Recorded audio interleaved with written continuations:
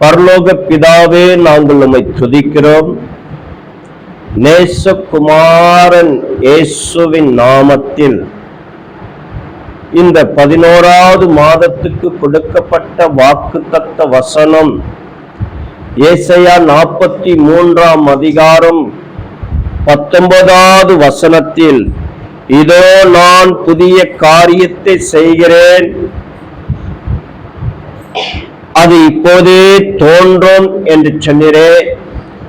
இந்த வசனத்தின் அடிப்படையிலே இதற்குள்ள மறைந்திருக்கிற ஆசீர்வாதங்கள் இந்த மாதத்துக்கு நாங்கள் பெற்றுக்கொள்ள, இந்த மாதம் முழுவதும் கர்த்தருடைய ஆவியானவர் எங்களை ஆசீர்வாதமாய் நடத்த, புதிய வழிகளை செய்ய என் ஆண்டவர் எங்களுக்கு உதவி செய்யுங்க. எல்லாம் துதி கன மகிமை உங்களுக்கு செலுத்துகிறோம். நீங்க பேசுங்க, நாங்கள் கேட்கிறோம். அடியனுக்கு ஒன்றும் தெரியாது ஆவியானவரே, அடியனுக்குள் வந்து நீங்க பேசும்படியாய் நாங்கள் உம்மை நோக்கி பார்க்கிறோம். இயேசுவின் நாமத்தில் பிதாவே, ஆமென், ஆமென், ஆமென். உட்கார்.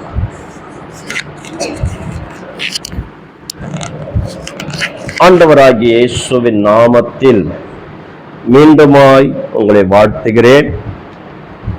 இந்த மாதத்துக்கு கொடுக்கப்பட்ட வாக்குத்தத்த வசனம், இதோ நான் புதிய காரியத்தை செய்கிறேன், இப்போதே அது தோன்றும்.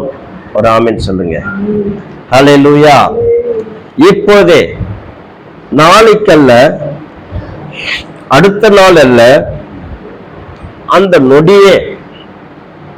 என் அன்பு பிள்ளைகளே, அதுல கீழே என்ன சொல்லப்படுகிறது என்றால், நான் வனாந்தரத்திலே வழியும். ஒரு ஆமென் சொல்லுங்க. ஹல்லேலூயா. இஸ்ரவேல் ஜனங்கள் திகைத்து நின்று கொண்டிருக்கும் போது, எகிப்து ராணுவங்கள் அவர்களை துரத்தி கொண்டு வரும்போது, வழியே இல்லை, வழியே இல்லை, எதிர்க்க சமுத்திரம்தான். பயந்து நடுங்கி கலங்கி கொண்டிருக்கிற நேரத்திலே சமுத்திரத்திலே வழியை உண்டாக்கினார். ஒரு ஆமென் சொல்லுங்க. ஹல்லேலூயா. கலங்கின நேரத்திலே கர்த்தர் புதிய காரியத்தை இந்த மாதத்தில் நமக்கு செய்வார். ஒரு ஆமென் சொல்லுங்க. ஹல்லேலூயா. கர்த்தர் நாமத்திற்கு மகிமை உண்டாகட்டும். எல்லாரும், அதாவது தன் பிள்ளைகளுக்கு திருமணம் செய்தால் அவர்கள் எதிர்பார்க்கிறது ஒரு குழந்தை தான் என்று எதிர்பார்ப்பார்கள். ஆனால் அம்மாவுடைய ஒரு ஃப்ரெண்டு, அவள் பேர் அமுதா, பல ஆண்டுகளாய், என் அன்பு பிள்ளைகளை 30 ஆண்டுகளுக்கு மேல் நண்பராய் இருக்கிற அந்த மகளுடைய மகளுக்கு ஒரே பிரசவத்திலே 3 பிள்ளை பிறந்தது. ஒரு ஆமென் சொல்லமா? ஹல்லேலூயா. 2 பெண் பிள்ளையும் 1 மகனும். கர்த்தரை, அதாவது நினைக்கும் போது அந்த மகள் எப்போதும், அண்ணா எங்களுக்காக செபித்துக் கொள்ளுங்கள் என்று அடிக்கடிக்கு சொல்லுவார்கள். ஆனால் அவர்களுக்காக செபிப்பேன். என் அன்பு பிள்ளைகளே, கர்த்தர் பாருங்க, ஒரு புதிய காரியத்தை, ஆச்சரியப்படக்கூடிய அளவுக்கு தேவன் ஒரு பிரசவத்திலே 3 குழந்தையை கொடுத்திருக்கிறார் என்றால் எவ்வளவு பெரிய ஒரு ஆச்சரியம். ஒரு ஆமென் சொல்லுங்க. ஹல்லேலூயா. கர்த்தர் நாமத்திற்கு மகிமை.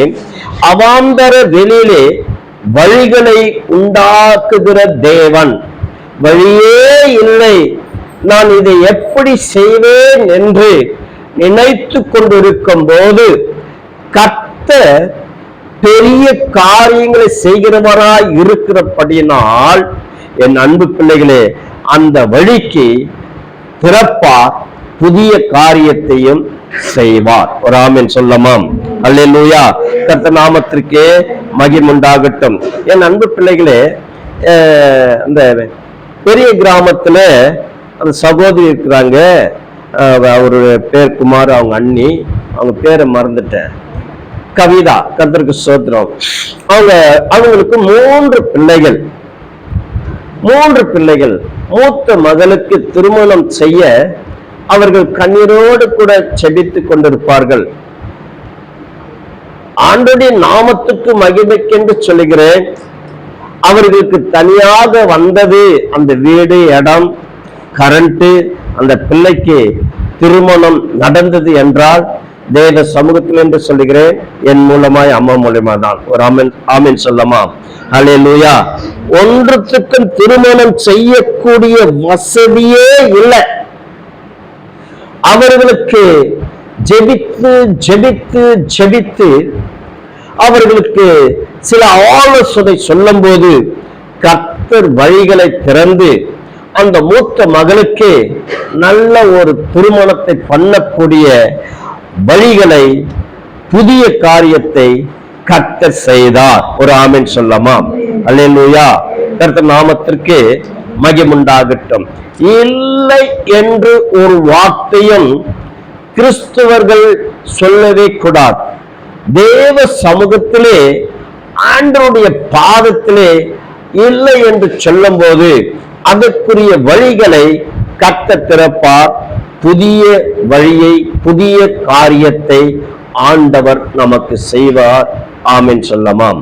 அல்லேலூயா.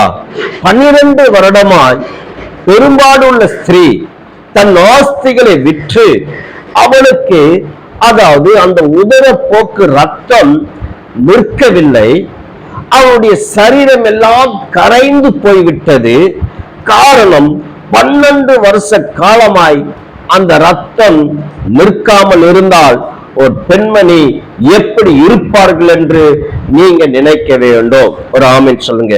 இயேசு அந்த கிராமத்துக்கு வந்திருக்கிறார் என்று கேள்விப்பட்ட அந்த பெண்மணி 12 வருஷ காலமாய் பெரும்பாடுள்ளவளாய் காணப்பட்டு அவதிப்பட்டு தன் ஆஸ்திகளை விற்று செலவழித்து சுகமே கிடைக்காத நேரத்தில் இயேசு வந்திருக்கிறார் என்று நினைத்து அநேக கூட்டமாய் இருக்கிறபடினால் அவரை சூழ்ந்திருக்கிற ஜனங்கள் கொஞ்சமல்ல. யூத ஜனங்கள் என்றால் எல்லாம் 7 அடிக்கு மேல இருப்பார்கள், நல்ல திடகாற்றமாய் இருப்பார்கள்.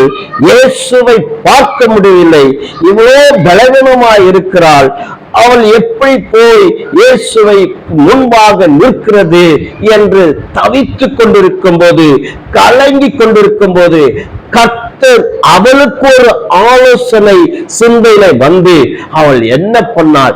எல்லாருடைய கால் சந்தலை உள்ளே நுழைந்து இயேசுவின் சரீரத்தை தொட்டவுடனே அவள் சரீரத்திலே புதிய காரியம் உண்டானது. ஒரு ஆமென் சொல்லுங்க.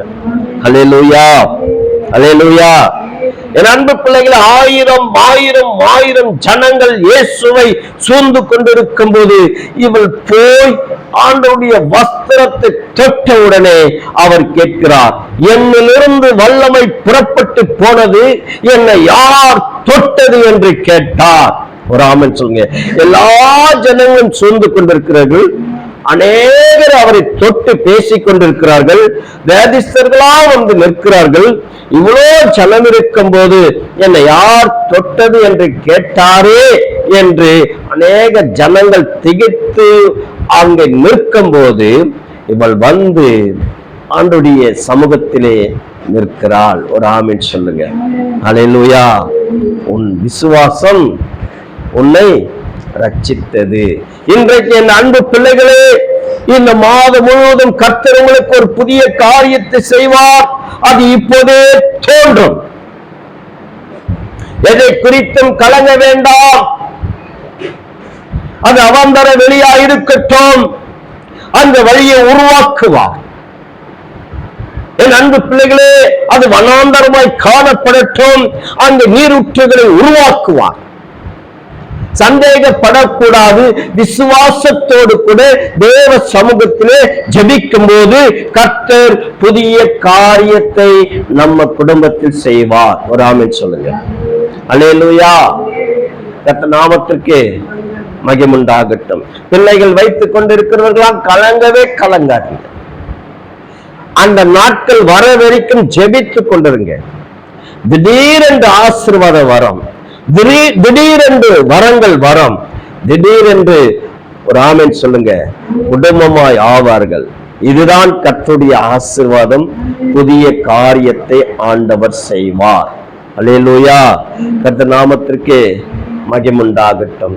என் அன்பு பிள்ளைகளே, இந்த இஸ்ரவேல் ஜனங்களுக்கு ஆண்டவர் பெரிய பெரிய பெரிய புதிய புதிய காரியங்களை செய்தார். ஒரு ஆமென் சொல்லமா? அல்லேலூயா. ஒரு வசனத்தை எடுப்போம். ஆதியாகமம் 31ஆம் அதிகாரம் பக்கம் 39. 31ஆம் அதிகாரம் பக்கம் 39.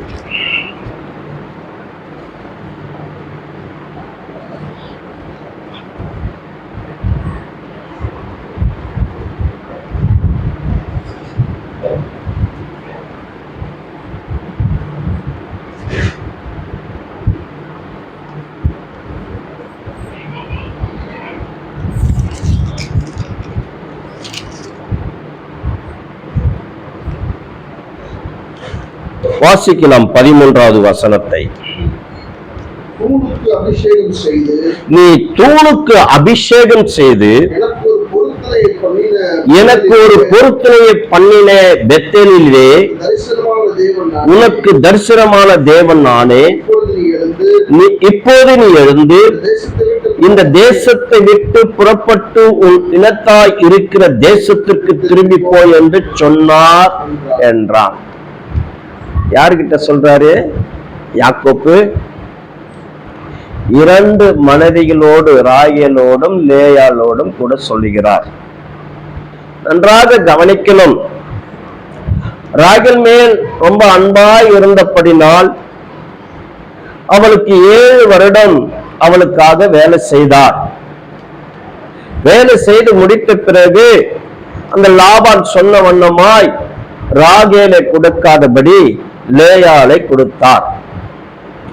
அவர்கள் அந்த முதல் நாள் அவர்கள் பார்க்கும் போதுதான் அதாவது லேயாள் என்று தெரியப்பட்டது.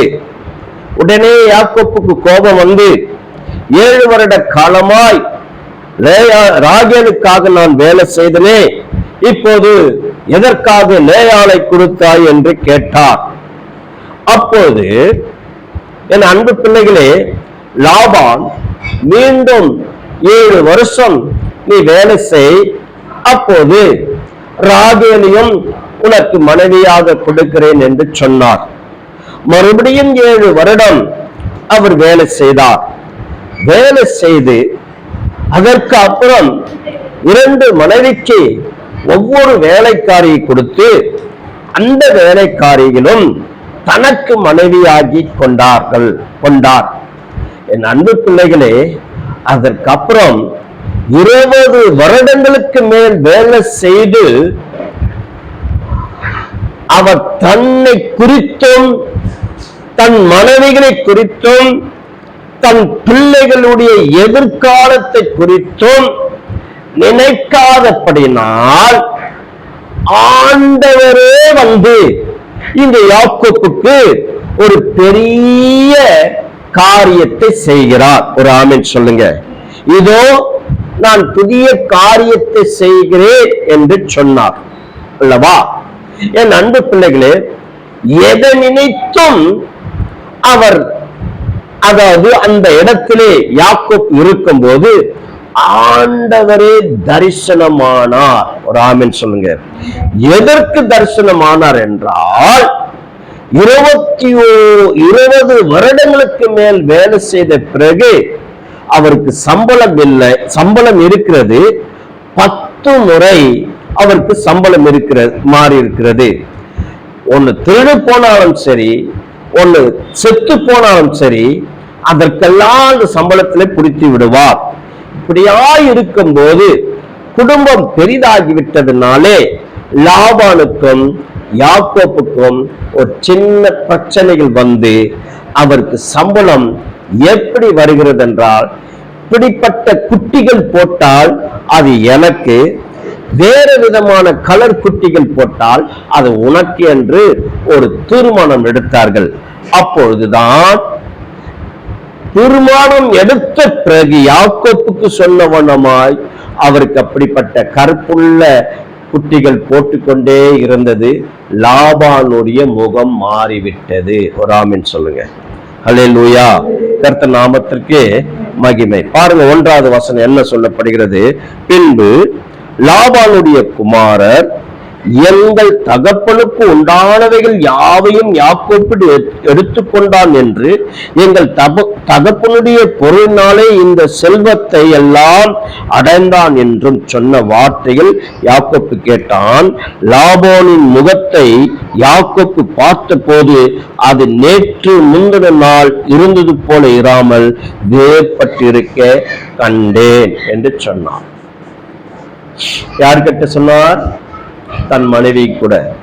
என் அன்பு பிள்ளைகளே, உன் வாழ்க்கையிலே ஒரு ஆசீர்வாதங்கள் இல்லாமல் காணப்படுகிறது என்றால், எனக்கு திருமணமாகி இத்தனை நாட்கள் ஆகிறது என்று நினைத்தால், நான் எவ்வளவோ சம்பாதிக்கிறேன், அந்த சம்பாதனைகள் என் கையிலே நிற்க மாட்டுகிறது, எப்ப பார்த்தாலும் என்னுடைய வாழ்க்கையிலே கடன்களாய் காணப்படுகிறது, எப்ப பார்த்தாலும் என் சம்பளம் பொத்தில் பையில போய்கொண்டு இருக்கிறதே என்று நினைத்து கொண்டிருந்தால், யாக்கோப்பு அதாவது இந்த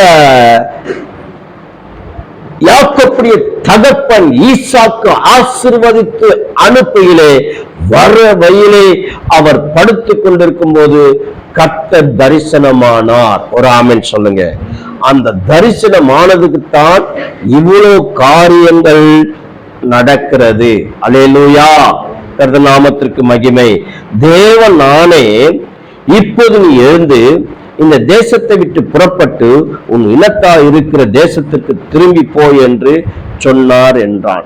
இவ்வளவு காரியங்கள், அதாவது வாசிக்கணும்னா நேரம் இல்ல, அவ்வளவு ஒரு அழகா இருக்கிறது. பாருங்க, நான் உன்னோடு கூட இருப்பேன் என்றார்.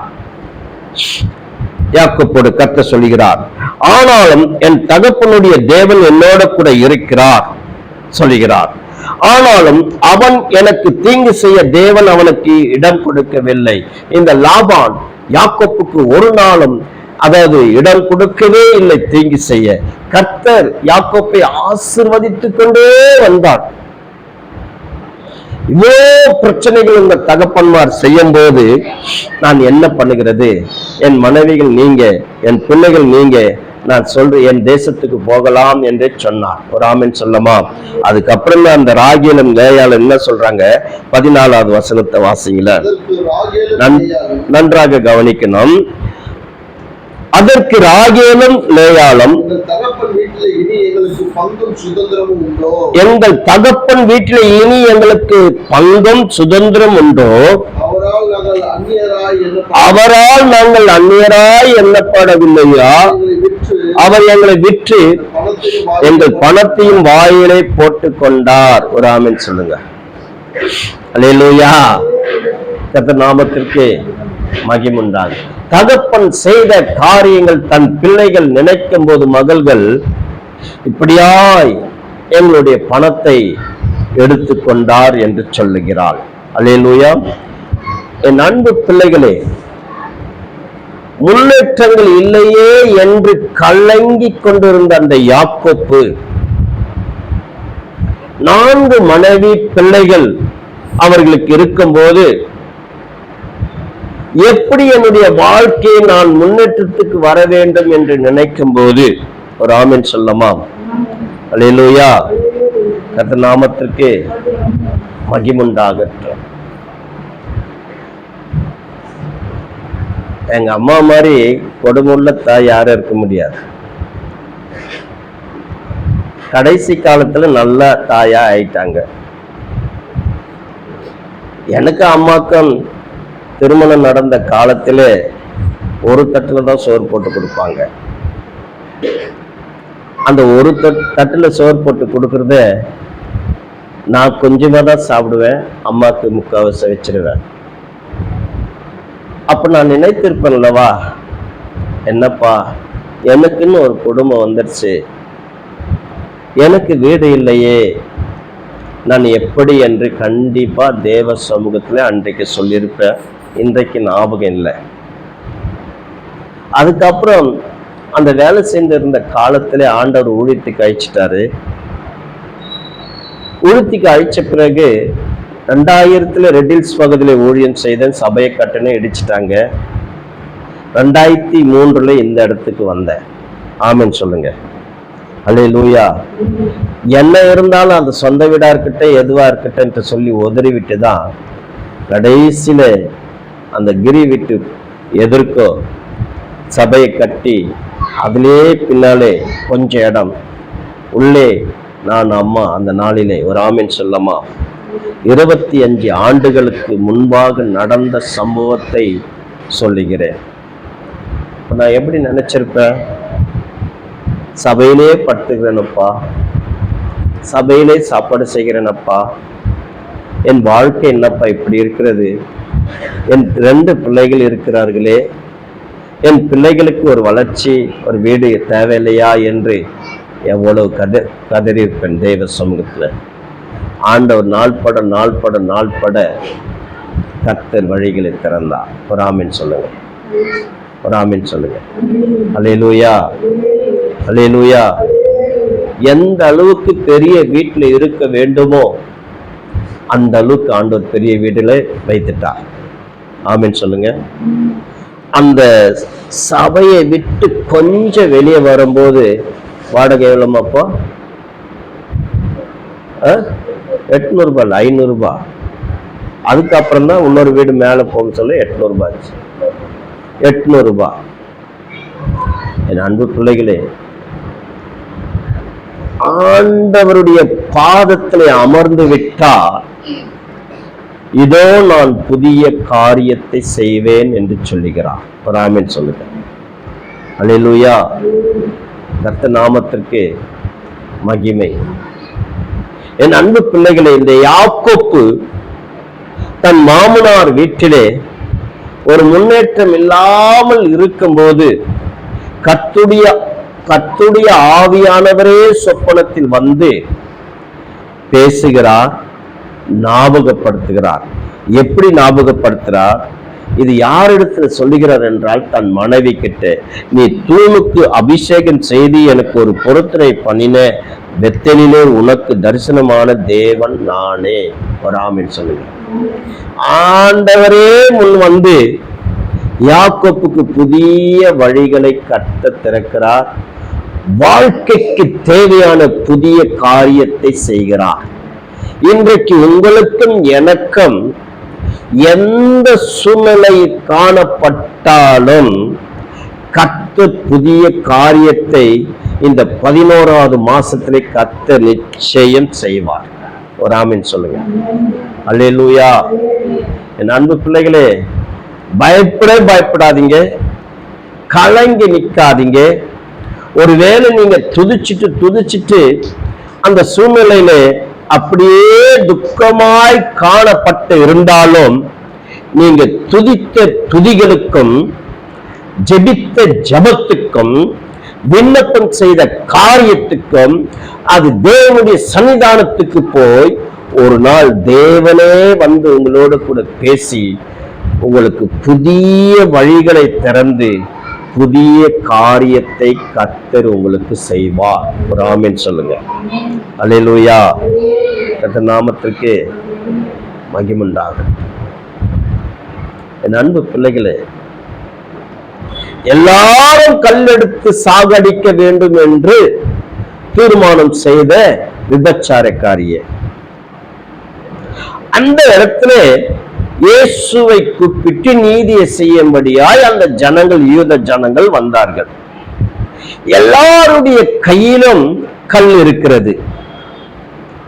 மோசையின் பிரமாணத்தின்படி இந்த விபச்சாரிக்காரை கல்லால் அடிச்சு கொல்ல வேண்டும் என்று மோசே எழுதியிருக்கிறார் என்று அப்பா இடத்தில், ஏசப்பா இடத்தில் சொல்லுகிறார்கள். ஆண்டவர் பார்க்கிறார், இவளோ அழுது கொண்டு ஆண்டவர் பக்கத்தில் இருக்கிறாள். ஒரு கூட்ட ஜனங்கள் இருக்கிறது. ஒன்றை இவளை கல்லால் அடித்து சாகடிக்கணும். இவள் தேம்பி தேம்பி அழுது கொண்டிருக்கிறாள். என்ன வழி பிறக்குமோ என்று பயந்து கொண்டிருக்கிறாள். ஆண்டவர் ஒன்றுமே சொல்லவில்லை. தரையில எழுதினார். என்ன எழுதியிருப்பார்? என் அன்பு பிள்ளைகளே, என்ன எழுதியிருப்பார்? எழுதிட்டு சொன்னார், அங்கே ஆசாரியன் இருக்கிறான், லேவியன் இருக்கிறான், பரிசேயன் இருக்கிறான், மற்ற ஜனங்கள் இருக்கிறார்கள். அவர்கள் படிக்கக்கூடிய வார்த்தையை அங்கே தரையில எழுதினார். படித்திருப்பார்கள், படித்துவிட்டு மௌனமாய் இருந்திருப்பார்கள். மௌனமாய் இருந்ததுனாலே ஏசப்பா வாயை திறந்தார். என்ன வாயை திறந்தார்? இவளிடத்தில் உங்களை ஒருவனாகிலும் பாவம் செய்யாதவனாய் காணப்பட்டால் அவன் இவளை கல்லெறிய வேண்டும் என்று சொன்னார். ஒரு ஆமென் சொல்லுங்க. ஹல்லேலூயா. கர்த்தர் நாமத்திற்கு மகிமுண்டாகட்டும். ஒருவனும் கல்லெறியலங்க, ஒருவனும் கல்லெறியல. எல்லாரும் அவளுடைய கிட்ட பாவம் செய்தபடினால் கல்லை போட்டுவிட்டு ஓடி போனார்கள். அவளுக்கோ ஒரு ஆமீன் சொல்லுங்க. அல்லேலூயா, அல்லேலூயா. புதிய காரியத்தை கர்த்தர் செய்தார். ஆமென், ஆமென், ஆமென். அல்லேலூயா. புதிய காரியத்தை கர்த்தர் செய்தார். அழுது கொண்டு தேவ பாதத்தில் விழுந்தால் இனி பாவம் செய்யாதே என்று சொன்னார். அவளுக்குத்தான் உயிரோடு கூட இருந்த இயேசு கிறிஸ்து, ஒரு ஆமென் சொல்லுங்க, பெற்ற தாய்க்கும் தரிசனமாகவில்லை, 12 சீசர்களுக்கும் தரிசனமாகவில்லை, அப்போஸ்தலனாகிய பவுலுக்கும் 13 அதிகாரம் எழுதினார், அவளுக்கும் தரிசனமாகவில்லை. இவளுக்கு தான், மகத்தான மரியாளுக்குத்தான், ஒரு ஆமென் சொல்லமா, ஆண்டவர் உயிரோடு எழுந்து அந்த இடத்தில் நிற்கும் போது இவள் சொல்லுகிறார், தோட்டக்காரர் என்று நினைத்து என் ஆண்டவரை எங்கேயாகிலும் எடுத்துக்கொண்டு போயிருந்தால் சொல்லுங்க, நான் எடுத்துக்கொள்கிறேன் என்று சொல்கிறார். ஒரு ஆமென் சொல்லுங்க. மரியாளே என்று சொல்லும் போது புதிய வழிகள், கண்கள் திறக்கப்படுகிறது. ஆமென் சொல்லுங்க. ரபுனி என்று கூப்பிடுகிறார், போதகரே என்று அர்த்தம். ஆண்டவர் இன்றைக்கு உன் சூழ்நிலைகளை மாற்ற புதிய காரியத்தை கர்த்தர் செய்வார். ஒரு ஆமென் சொல்லமா. அல்லேலூயா. கர்த்தர் நாமத்திற்கு மகிமுண்டாகட்டும். எதை நினைத்து கலங்காதீங்க. ஆமென். இன்றைக்கு ஆட்சி போயிடுமோ என்று கலங்கிக் கொண்டிருக்கிறார்கள், கலங்கிக் கொண்டிருக்கிறார்கள். இயேசுவை எந்த ஆட்சி ஆளுகிறவனும் நினைத்தால் நிச்சயம் அவன் ஜீவன் போகிற வரைக்கும் அவனுக்கு ஆட்சி இருக்கும். ஒரு ஆமென் சொல்லமா. கர்த்தர் அவனுக்கு புதிய வழிகளை திறப்பார், புதிய காரியத்தை செய்வார். தேசத்திலே, உலகத்திலே எத்தனை தேசங்கள் காணப்பட்டாலும், இந்த இந்தியா தேசத்தில் 28 மாநிலங்கள், 8 யூனியன் பிரதேசங்கள் காணப்பட்டாலும், அதுல இருக்கிற எல்லா முதலமைச்சர்களும், பிரதமரும், இப்படியா இருக்கிற கவர்னர், இப்படியா இருக்கிற ஜனாதிபதிகளும் காணப்பட்டாலும், ஆட்சி போக போகிறது என்று நினைத்தால், இயேசுவினிடத்தில் வந்தால் கர்த்தர் உனக்கு புதிய காரியத்தை செய்வார். ஆமென் சொல்லுங்க. ஹல்லேலூயா. கர்த்தர் நாமத்திற்கு மகிமை உண்டாகட்டும். புதிய காரியத்தை செய்வார். இன்றைக்கு ஆளுகை செய்கிறவர்கள் 5 வருஷம், ஆனால் அன்றைக்கு ஆளுகை செய்கிறவர்கள் 40 வருஷம். பல ராஜாக்கள் 40 வருஷம், சவுல் 40 வருஷம், தாவீது 40 வருஷம், சாலமோன் 40 வருஷம், இப்படியாய் 40 ஆண்டு காலமாய் வாழ்ந்து கொண்டு வந்தார்கள். இன்றைக்கு இயேசுவை நீங்களும் நினைத்தால் புதிய காரியத்தை செய்வார். பல ஆண்டு காலமாய் ஆட்சி ஆளவர்கள். ஒரு ஆமென் சொல்லுங்க. அல்லேலூயா. என் அன்பு பிள்ளைகளே, கலங்காதீங்க, திகைக்காதீங்க, கலங்கி கொண்டு யாரிடத்திலும் சொல்லாதீங்க. தேவ சமூகத்தில் நில்லுங்க. முந்தினவைகளை நினைக்க வேண்டாம், பூர்வமானதை சிந்திக்க வேண்டாம். இதோ நான் புதிய காரியத்தை செய்வேன், அது இப்போதே தோன்றும். ஒரு ஆமென் சொல்லுங்க. அல்லேலூயா. நினைக்க வேண்டாம். கடன் இருக்கிறதா? தேவ சமூகத்தில் ஜெபிங்க. அப்பா, எனக்கு இப்படிப்பட்ட கடன்கள் இருக்கிறது என்று சொல்லும் போது அந்த விண்ணப்பம் தேவனுடைய சன்னிதானத்துக்கு போகும். அந்த கண்ணீர் தேவனுடைய சன்னிதானத்துக்கு போகும். நிச்சயம் கர்த்தர் விடுவிப்பார், ஒரு வழிகளை திறப்பார். அல்லேலூயா. கர்த்தர் நாமத்துக்கு மகிமை உண்டாகட்டும்.